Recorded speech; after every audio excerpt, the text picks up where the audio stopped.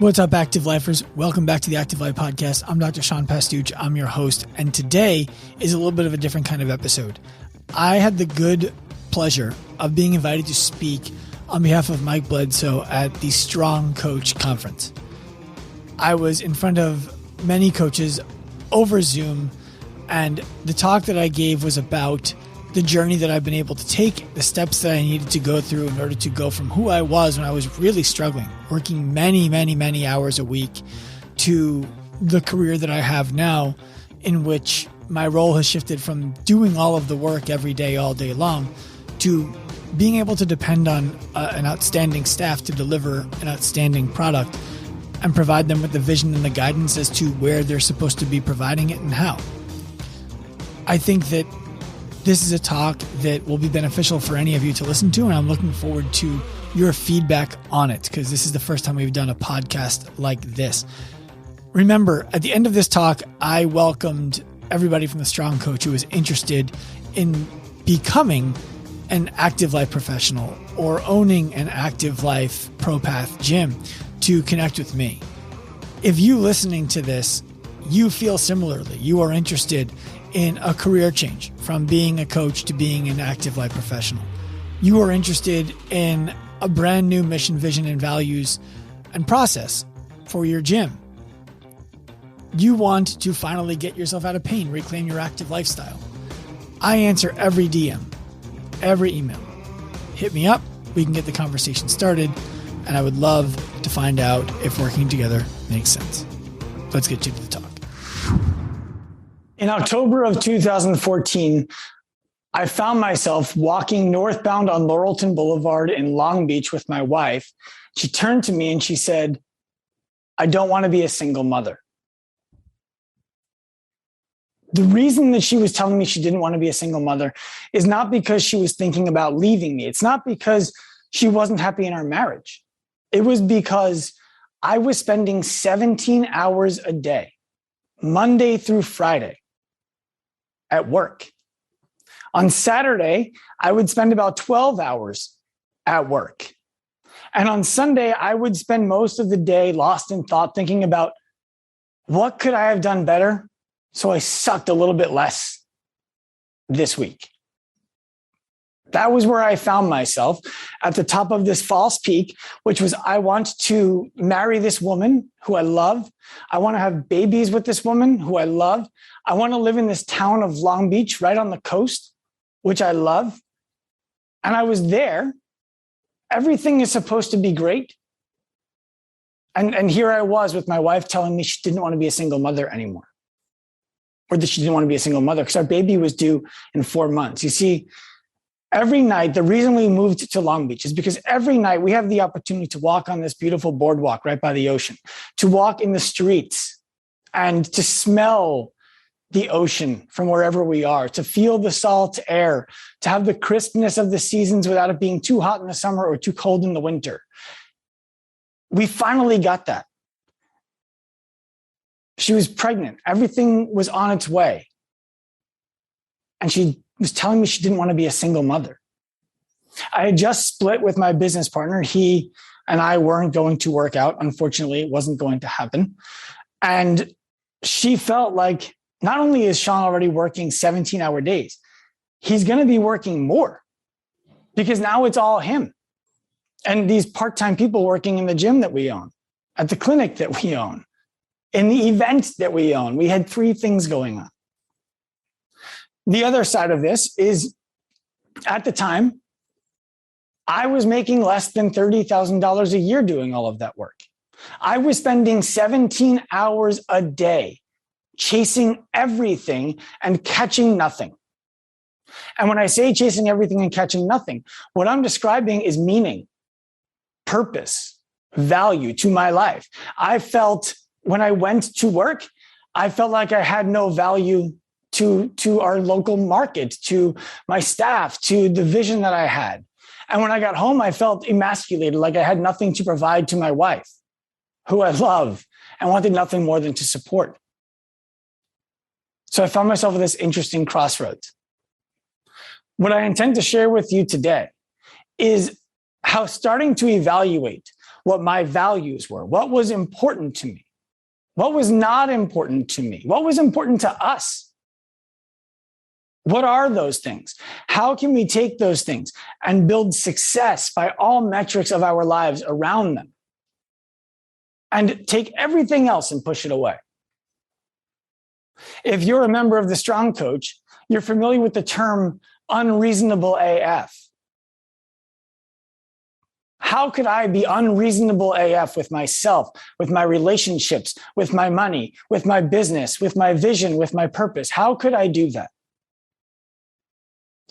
All of this feels like that moment where everything is supposed to change, right? If you've ever been in a moment like this, where somebody says something to you so profound that it still gives you chills that I'm having right now to talk about it almost 8 years later, it means something. But then after they say it, you have that moment of, I'm going to change everything, and then you change nothing. You're just thinking about changing everything. The climax to me needing to start to make change is the event company that I owned. My wife and I had saved $15,000 together that we were saving to buy our first house.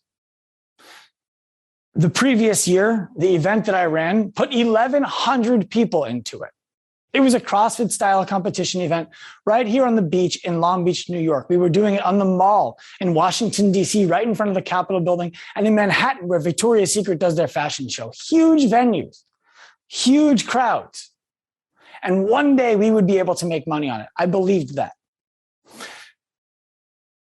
The year before, we had 1,100 people participate, and it rained, and nobody complained. And I said to myself, next year is going to be amazing. So next year, we dumped everything that we had into this event. It's going to be amazing. This is going to be the send-off for us. About 800 people showed up. 300 fewer than the year before. Each person who came typically brought spectators with them. So those spectators weren't there either. And now all of a sudden, I'm looking at the totals at the end of the event, and it lost $26,000. There was no money in the event bank account. I didn't know what I was doing. And so I looked at my partner in the event, and I said, what do we do about this? And he said, we both need to chip in $13,000. I sank into my seat. I drove home, having the conversation in my head over and over and over again. How am I going to tell my wife that I lost $13,000 of the $15,000 that we've saved together over the years? And by we, what I really mean is she, because she's the one who had a steady job, a real job. I was the entrepreneur trying to make something happen. I got home. I remember vividly. She was to the right inside the galley kitchen that we had. She could tell something was wrong. She said, "What's up?" I started crying. I'm not a very emotional man on a general basis.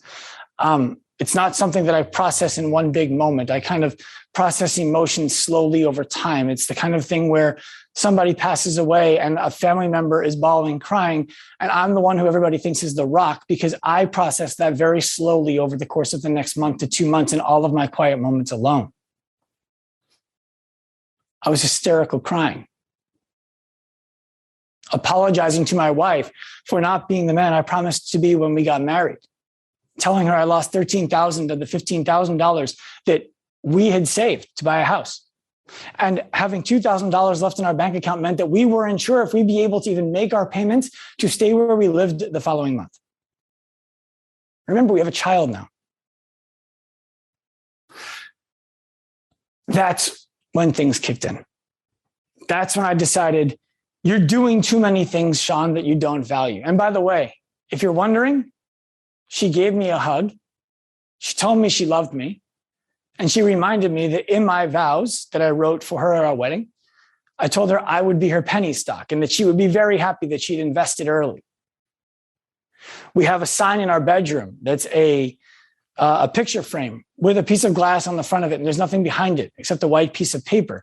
And it says, "I love you because" on top. And then we have a Sharpie that's a dry erase, and we write on it, whenever we feel like leaving each other notes, the reason why we love each other. She wrote to me this morning, I love you because you're a force. Certainly not how I felt in 2014 or again in 2016. Now, how do values start changing that?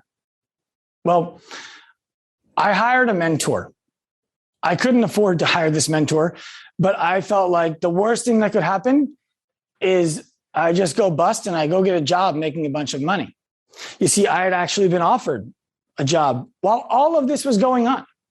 My uncle was the CEO of an investment bank in Hong Kong.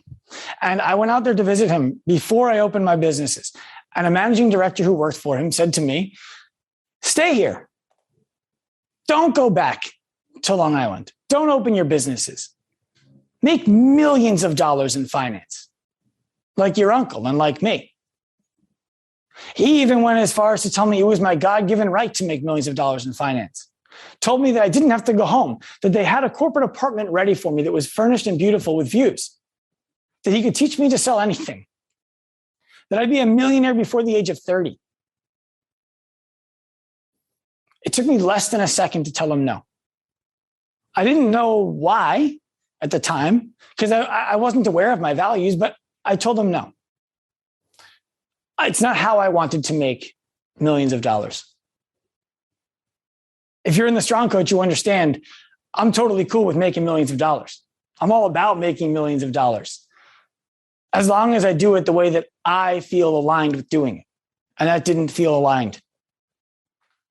So I hired this mentor out of my business who had recently exited a business that he started and sold for 8 figures.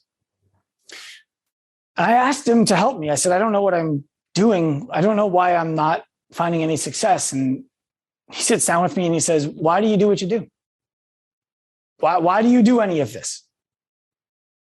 I said, well, it's simple. I've thought about this a lot. I've thought about this so much. I do this because I want to provide for my family. I want to change an industry and I want to leave a legacy. There it is. And my thought was, this guy's going to be like, wow, that's really profound. This guy, Sean's really thought about this. I'll never forget what he said to me.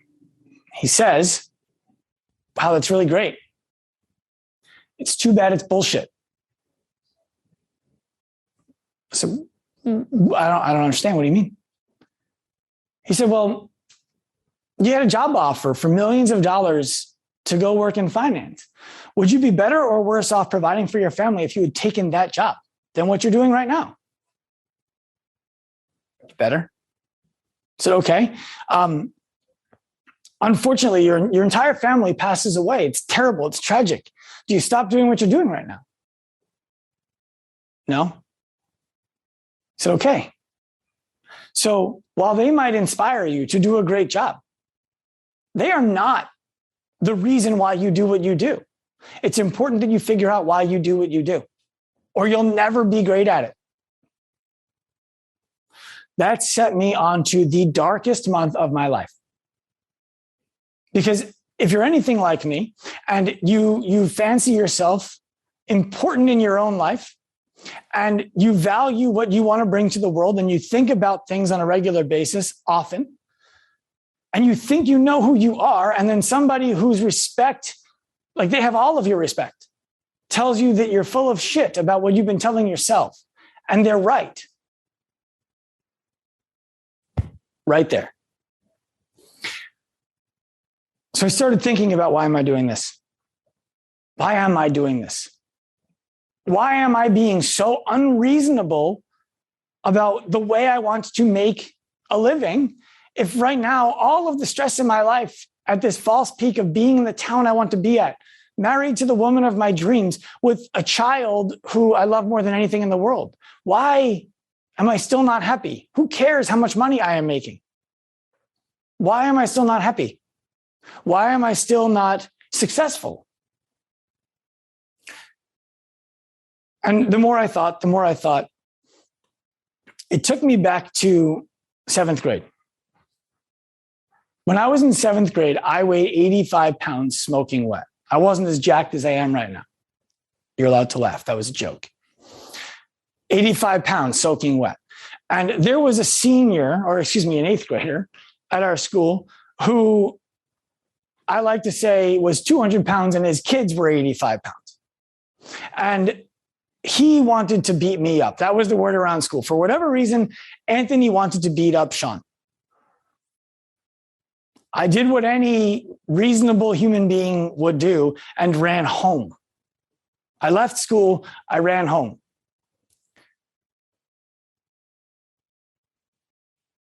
I felt terrible when I got home.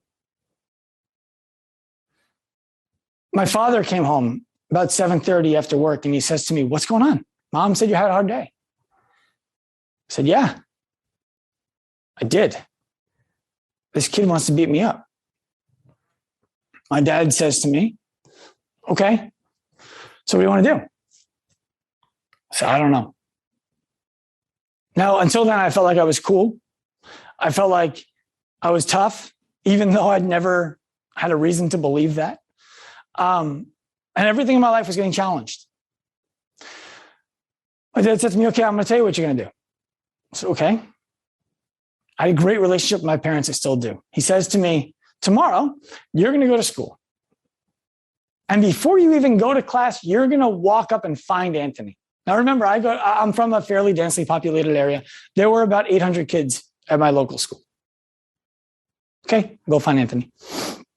When you find him, you're going to offer him to fight you right there.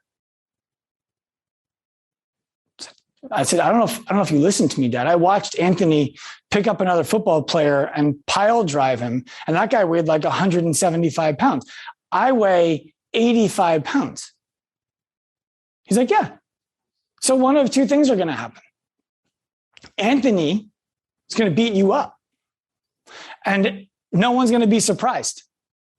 And you're going to get sympathy, which is going to make you even more angry because you don't want sympathy. You want to feel strong. Or somehow, some way, you're going to hurt Anthony or even win the fight. And then no one's going to mess with you anymore. But either way, everybody is going to know that if they want to mess with you, they're going to have to go through with it. I was more scared of my father than I was of Anthony. I had more reverence for him. I wanted to disappoint him less than I wanted to avoid getting beat up. So the next day I walked into school and I walked right up to Anthony. I mean, I held it all in and pretended that I was confident. And I'm sure that I didn't sound as good as I thought I sounded, but I said, "Anthony, I heard you're looking for me. If you want to do this, let's do it right now in front of everybody. I don't want to wait anymore." And he put his arm around me and he said, "We're cool." I was more pissed off that I made a big deal out of it in my own head, that he had that much control over me than I would have been to have gotten beat up in front of the whole school. So where do my values come from? One of the things that I was talking to my mentor at the time about was I always feel like I'm competing with people who don't even know that I exist. I create these bad guys in my head who I want to take down for no real reason except that I want it to be fair. I'm tired of watching these people bully other people without even giving other people a chance and without even doing it overtly. You don't have to tell somebody that you're going to beat them up to bully them. And what I came to realize was I was running a rehab clinic that people were coming to from around the world for treatment because nobody local to them was going to treat them. I just wasn't charging enough for it. And then I would send those people back home and start writing program design for them so that they could stay healthy, get out of pain without going to the doctor, without missing the gym, without giving up their active lifestyle. I'm talking about Olympic medalists whose names you know, professional baseball players whose names you know, CrossFit Games athletes whose names you know, CrossFit Games champions whose names you know, flew out to my clinic and then flew home. I just didn't know how to charge for it. So I was still broke. Now, what I started to realize was I understand why I do this. I see two bullies And they're out there bullying so many people. The medical industry, healthcare, is bullying people into believing that their only choices are to stop doing the things that they love to do, take medications, get shots, get surgeries. And the fitness industry is bullying people into believing that if they're not getting results, it's because they're not working hard enough, because they haven't made it a priority. When the reality was that the medical and healthcare industry was never really listening to the patients. They were never really meeting them where they were at. And the fitness industry was refusing to look inward.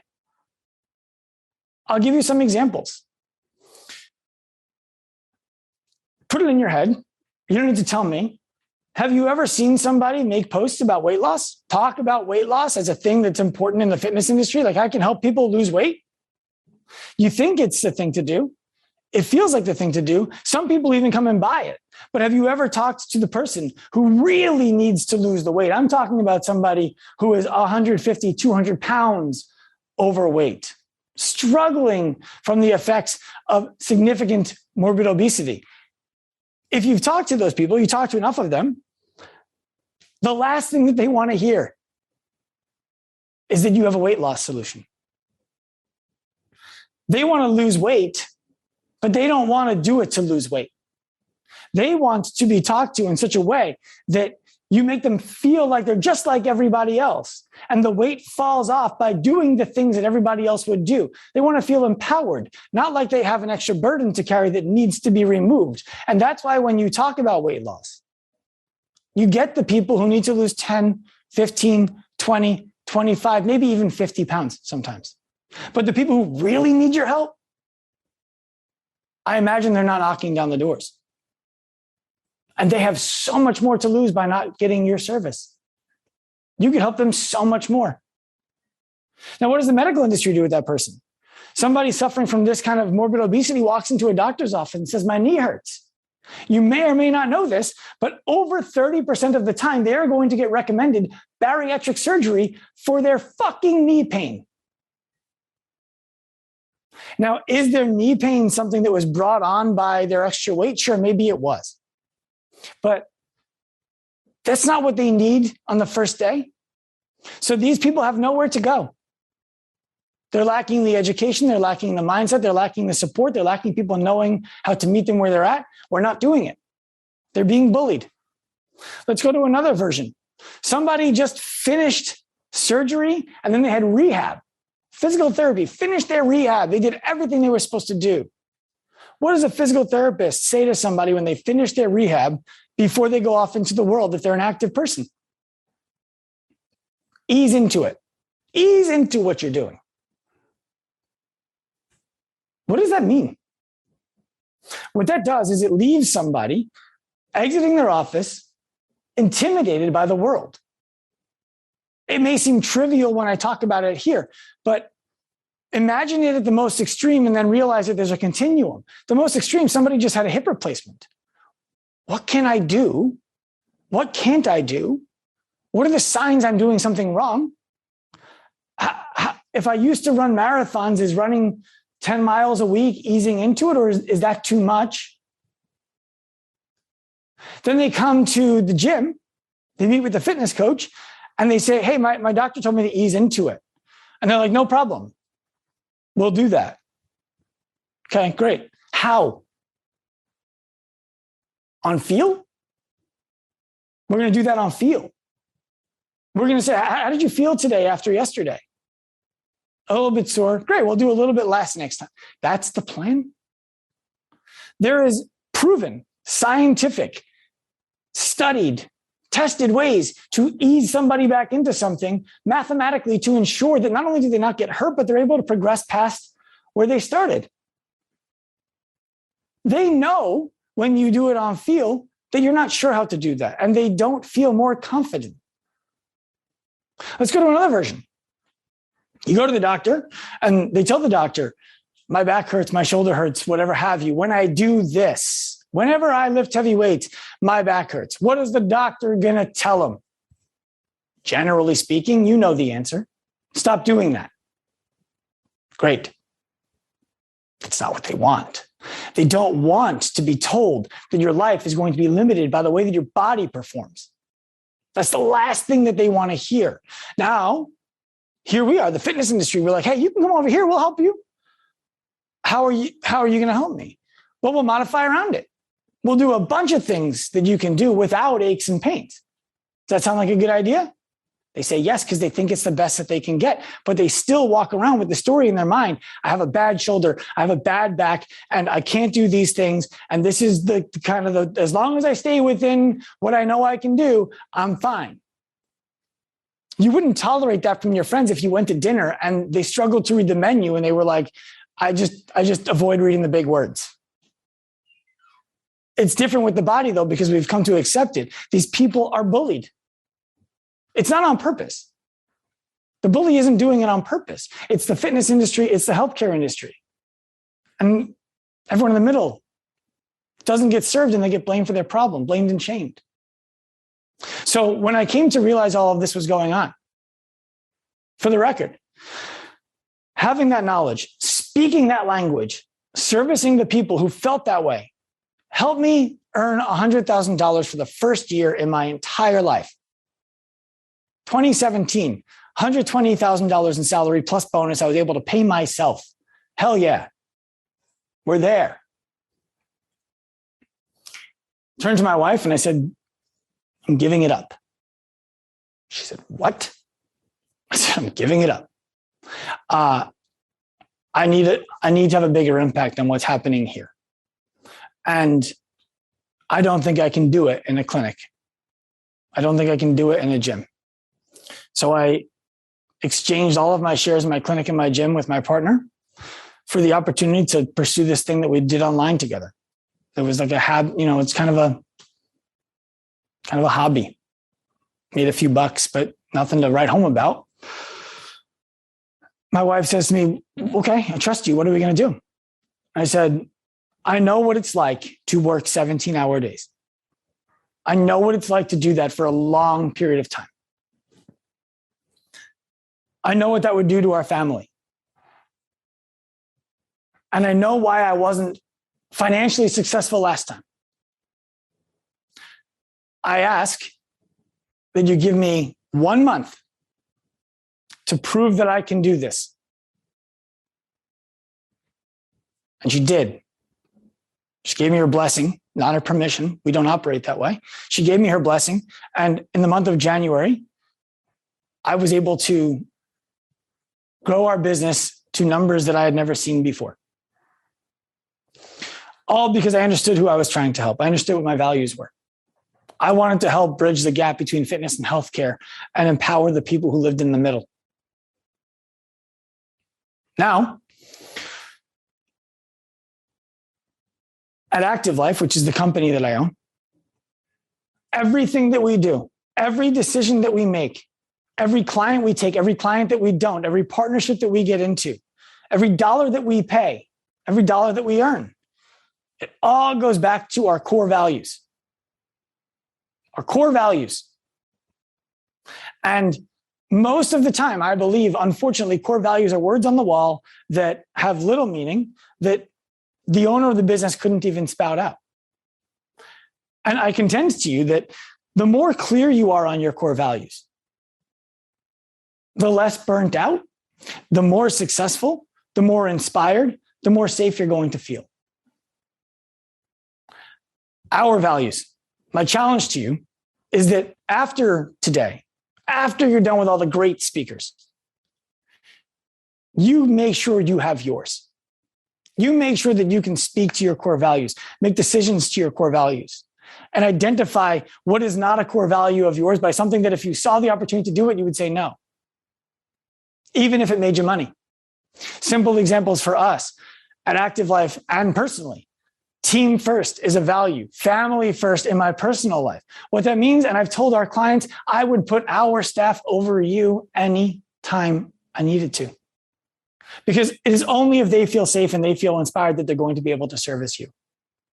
Integrity. Now, this is one of those like, yeah, anyone can say integrity. In 2018, We got our bulletproof programs. You might have heard of our template bulletproof programs at Active Life. We got those to doing $60,000 a month in revenue, recurring. 95% or so, don't quote me, profit margin. I did some deep dive, said, I wonder if we can get a bunch of testimonials out of this to help it really go. And what I found out is less than 10% of people who bought it used it. They just paid the $39 every month because they felt it was good to have or because they forgot. Canceled it. I cut 50% of our income off of the books, and I didn't have any money in savings yet because I felt like it was the wrong way to do it. I didn't feel good about making money that way. Professionalism, which to us means you earn trust on purpose every day. You look the part, you find commonality, you speak credibly, and you demonstrate altruistic intent. That means when you show up for a meeting, you're on time. You do what you say you're going to do. You say please and thank you, and you smile. It's simple, and most people won't do it. You can set yourself apart by doing simple things like that. That's professional. And finally, to have an active life mindset, which to us, to me, means it is not about you, and it is still always your responsibility. You can only be a masterpiece if you are simultaneously a work in progress. We recently had a staff member who came on board in a new sales position, and he went 3 for 14 on his first 14 attempts to sell clients who he thought were a fit for us. He felt terrible. He thought he was letting us down. He wasn't. He was learning. We knew he would go through that. We had a meeting that was already on the schedule because we anticipate that people are going to need to be works in progress, and they're going to need help developing, because if we just said, hey, things are going bad, let's have a meeting. Now he's nervous coming in, but the meeting was already on the schedule. We knew it would go bad to start. 4 for 4 in his last 4. Saying no to people before they even get on the phone because he's not trying to sell everybody. He understands he should only talk to people who should buy. Integrity. He's a masterpiece because he's a work in progress. I'll leave you with this, and we'll move to a Q&A. If you are feeling burnt out, if you are slower in the success that you are pursuing than you would like to be, it is likely because you are pursuing the wrong thing at the wrong time, or the right thing at the wrong time. I believe that we have 4 freedoms that we can pursue. The first of the 4 freedoms, and they must be pursued in order, is freedom of purpose and relationships. What that means is you need to know exactly what you do, exactly for whom you do it, and why you do it. And then you need to love it so much that it's the only thing you will do for money. Say no to everything that doesn't align with the purpose and the relationships that you want to have. Second, freedom of money. Once you know who you're going to work with, who you're going to work for, and how you're going to do it, making enough money is the freedom that you're going to pursue. If you are pursuing money before you have your purpose and your relationships, you're going to burn out in the rat race. You know people who are there, you want to avoid it. That's how it happens. Purpose first, then money. After you have the money, and by the way, to me, freedom of money is you don't check the price on the menu before you order dinner. Figure out what it is for you. Up next is freedom of time. Too many people believe that when they have enough money, that means they have time. You don't. If you're the whole business and you're making all of this money and you want time, you need to make sure there are processes in place that allow you to be more free. That doesn't come just because money is coming in. If your business was a phone call every week with 20 different clients paying you $1,000 per month per client, you're making $20,000 a month, $250,000 a year. But if you get sick, you go on vacation, whatever have you, you can't have 20 phone calls. Now you have 20 angry clients unless you put systems in place. That's how you earn the time. And finally, and last, freedom of contribution. Contribution means You want to give things away for free? Do it with the time and the money and the purpose that you already have. You want to volunteer your energy to somebody else's cause or to a cause you believe in? Do it after you've taken care of yourself and your loved ones. That's when you have the freedom to contribute completely. And that's when you can truly say that you are living in alignment with your values. That's all I have for you. I would love to take any questions that you have. Thank you, Sean.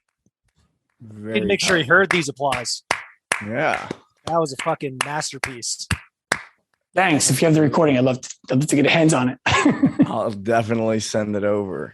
Thank you. Yeah, Samantha, she says, this is really resonating with my why. I am angry that the health and fitness industry is harming the very people they claim to serve.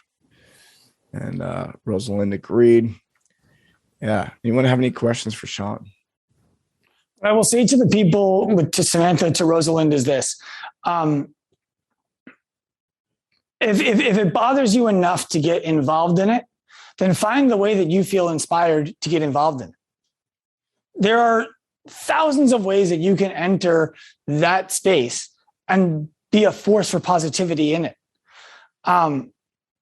It's got to be something that you want to become, though, not something that you want to do or try.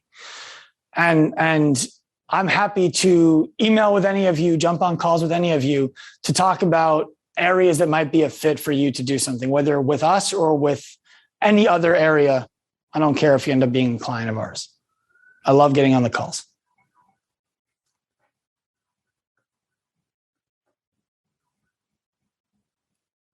Anybody else have questions?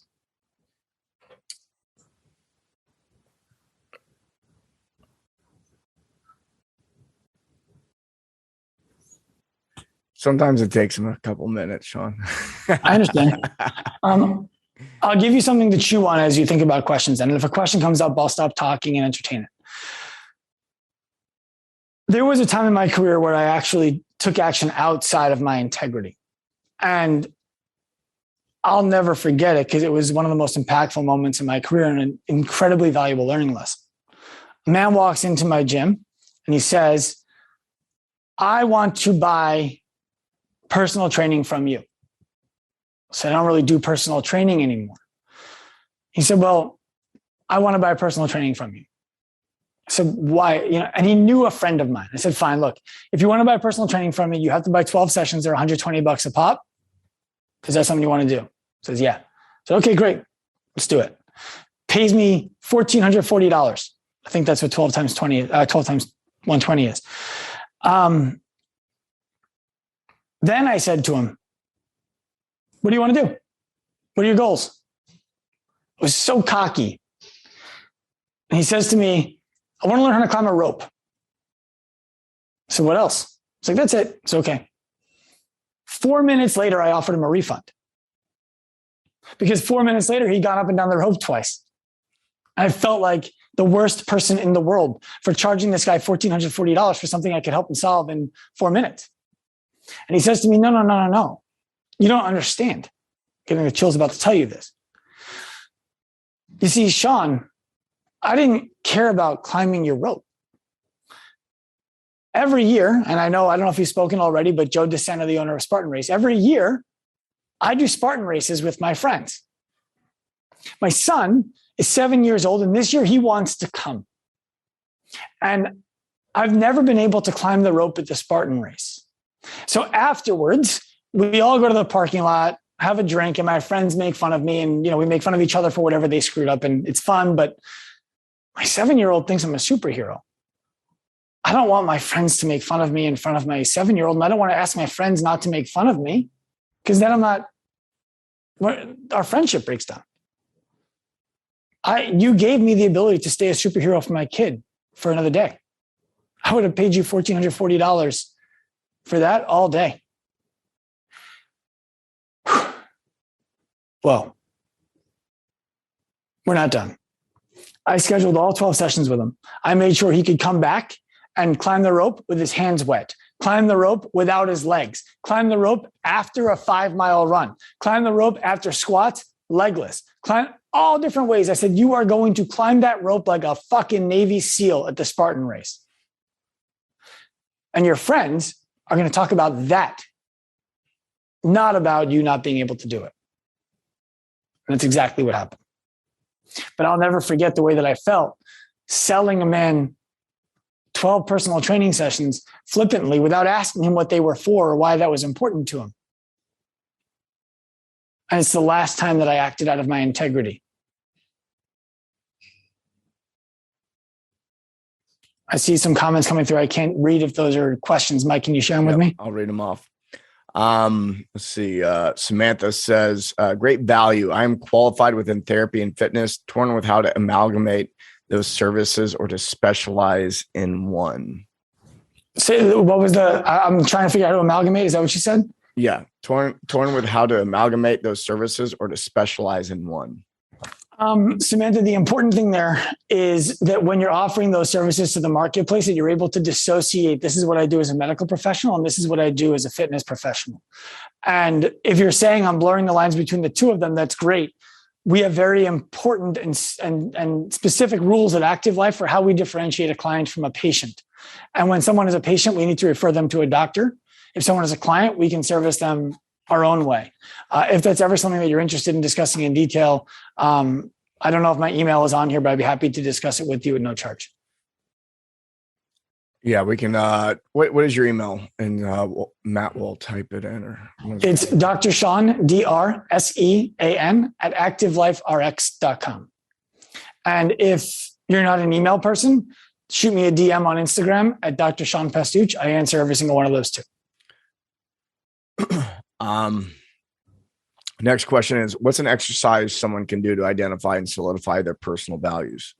Great question. Challenge them.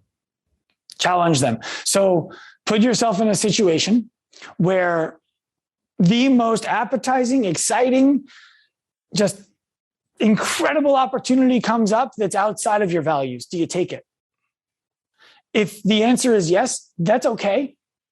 It just means that wasn't really one of your values. So continue asking yourself, where are my lines? Put a bunch of words that represent what you believe your lines are on a sheet of paper on a whiteboard. Then start looking at which of these words fit inside of other ones. I'll never forget our entire staff being in a room when I crossed off the word honesty because I felt like it fit inside of integrity. Right? But you put that in a snap in 2022 and I'm canceled. But the point that I'm making to you is challenge yourself and ask yourself, is this really a value of mine? Have I acted outside of it? If I've acted outside of it, did it make me feel good or did it make me feel bad? If it made me feel good, then this is not a value. If it made me feel bad, then maybe this is a value. And also be open to the idea that your values can change like that.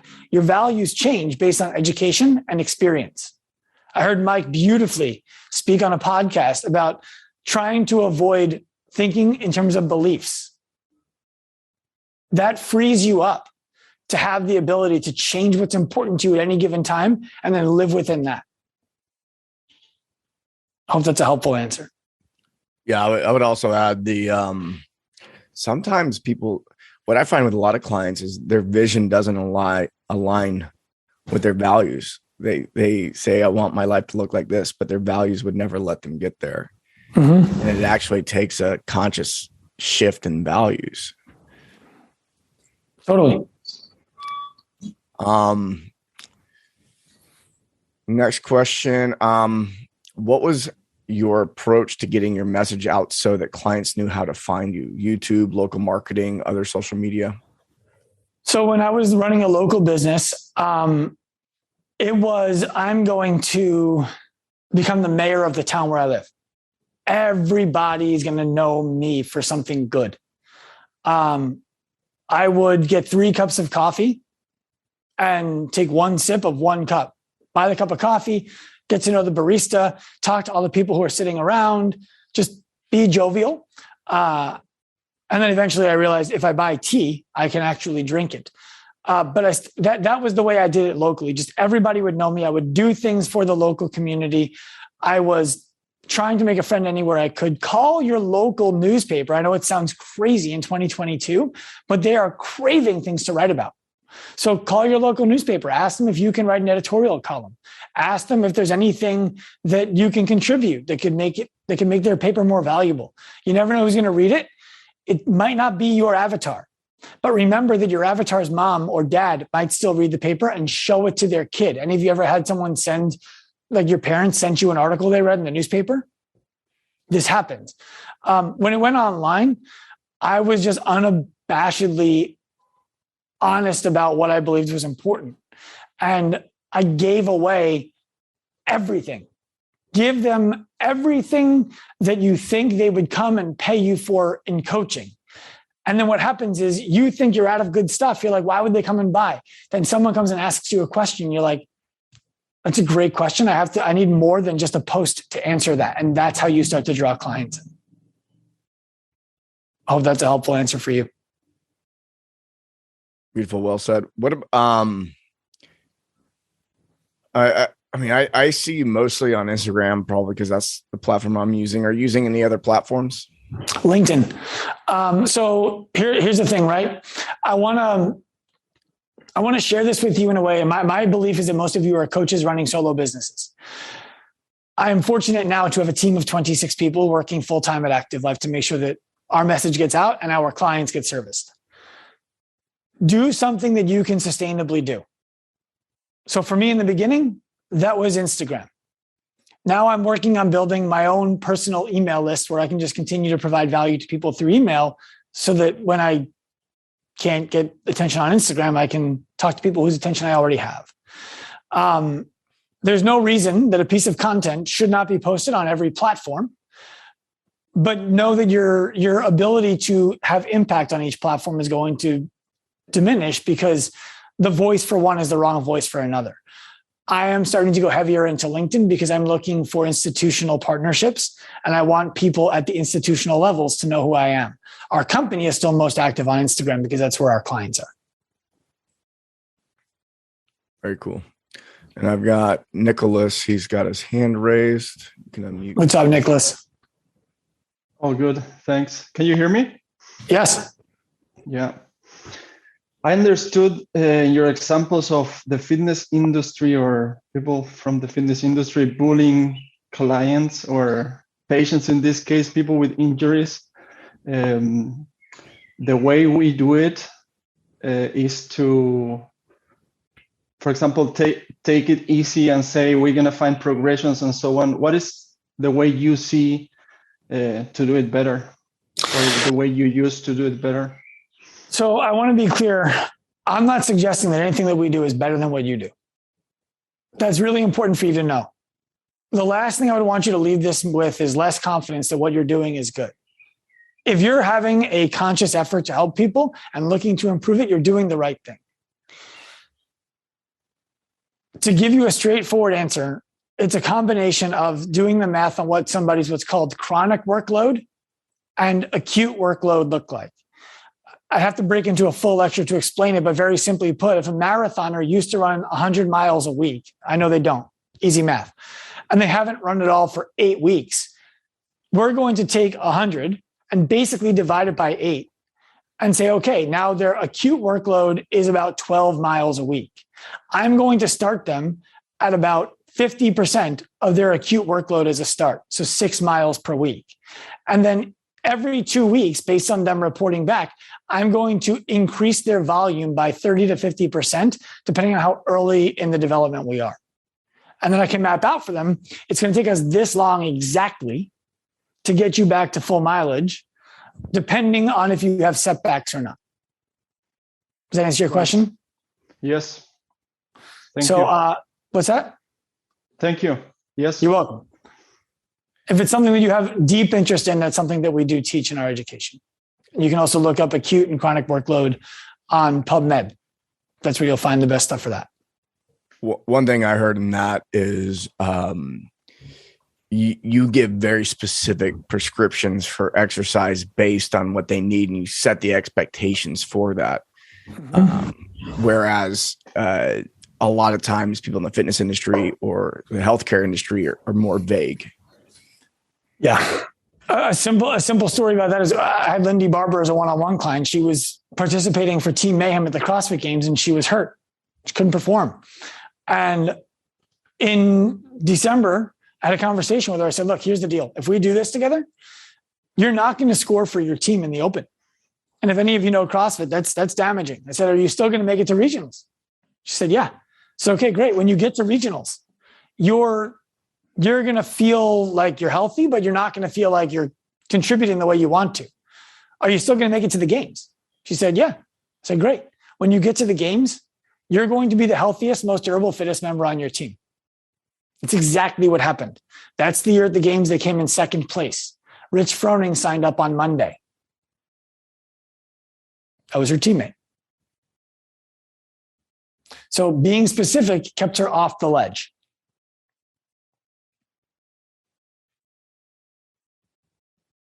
That's great. I think, I look back over my coaching career. I was like, oh, wow. There was it was vague in a lot of ways, but I didn't even know it.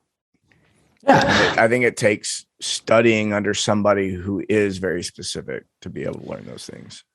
Look, and when I say Monday, by the way, I don't mean this past Monday. I mean, the games ended Sunday. Rich signed up on Monday. But one of the things that I believe strongly in is that there is a good balance between formal education and experiential education. And right now, the medical industry, for all of its flaws, requires 4 years of college and then a minimum of 2 years afterwards for nursing, physical therapy, and up to 4 to 8 for medical and surgical. The fitness industry demands a textbook. It doesn't even demand a high school diploma, but the average person in the fitness industry is high school diploma plus textbook exam. I'm not saying everybody needs to jump into formal education. What I'm saying is, if we want to be taken seriously as an industry that can come right to the edge of healthcare, we need to understand that they value education, formal education, much more than fitness does.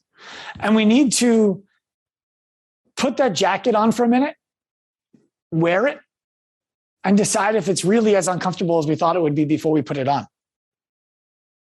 And then either wear it, get the education, or take it off and say, this isn't for me. The education that we put coaches through is 13 months long. We expect at least 2 hours a week of educational material coming your way. We assign a mentor to you who you meet with every 2 weeks. There are 5 subject matter experts to make sure that you can sell, market, manage your time, all of that kind of stuff. And you're in a network of other professional coaches who are trying to do the same thing that you are. I think that's what it takes to really bridge that gap.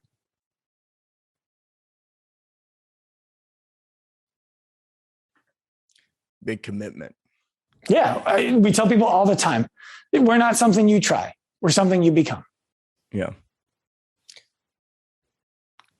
That's what we need. That's what, that's really how you stand out.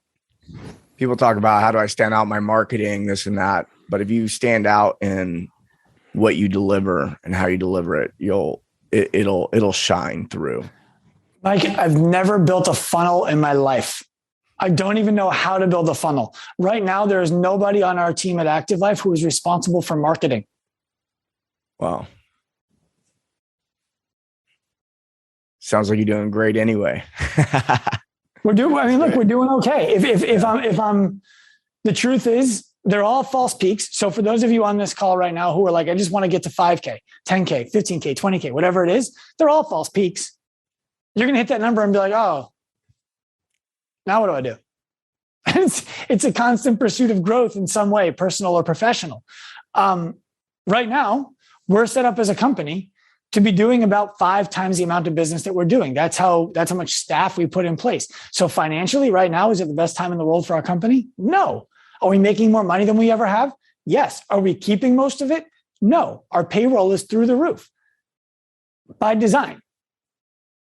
So, it all depends on what doing well means to you. For me, it's exactly where I want us to be. Beautiful. Yeah. Can you remind everybody where they can find you? I know we dropped your email in the chat, and just let us know what your Instagram is. And just remind everybody that Dr. Sean has told us he will answer your DMs. So reach out. Just don't try selling me Forex. My Instagram is at Dr. Sean Pastuch at DrSeanPastuch. My email is drshawn@activeliferx.com. I will check all of it, especially over the next 4 days, because my wife just took the kids to Maryland to see her parents. I have an event in Boston on Monday that I'm speaking at. And so I'm going to have plenty of time by myself like this. Send them. Beautiful. Funny you mentioned Forex. I had somebody mimic my account last month and message probably almost all my followers. So You made it, Mike. Did you get a message from me? I didn't. That was not where it came from, but congratulations, you made it. That was worrisome. I was like, man, I hope nobody got screwed out a bunch of. I don't even know what Forex is. I've just seen so many, I get so many. Hello, sir, madame. Forex for 20K. Yeah, it's like it has to do with crypto trading. I don't know about that specifically, but the scam is I'm this guy that you know and trust. Mm-hmm. By the way, I just made X amount of dollars by putting this amount of money in. Send your money, and they basically get on a call, send money somewhere, and then it vanishes. I got a buddy who lost $250,000 with that. Not from mine. No, I don't know anyone who fell for the one that came from the bogus account, but beware, y'all. Unfortunate lesson. Yeah. That's one of those you only learn once. Yep. Yeah. All right, Sean, thank you for joining us today. I appreciate the wisdom you dropped for us. And I'll see you around. All right. Thank you. I appreciate all of you. Thank you. I hope you enjoyed this episode of the Active Life Podcast. Remember, if you feel inspired by our vision to humanize the healthcare industry, professionalize the fitness industry, and empower individuals to live their lives, to reclaim their physical freedom, to develop careers, helping people reclaim their physical freedom. All you need to do is head to activelifeprofessional.com, find the appropriate link that represents you, and get in contact. We'll see you there.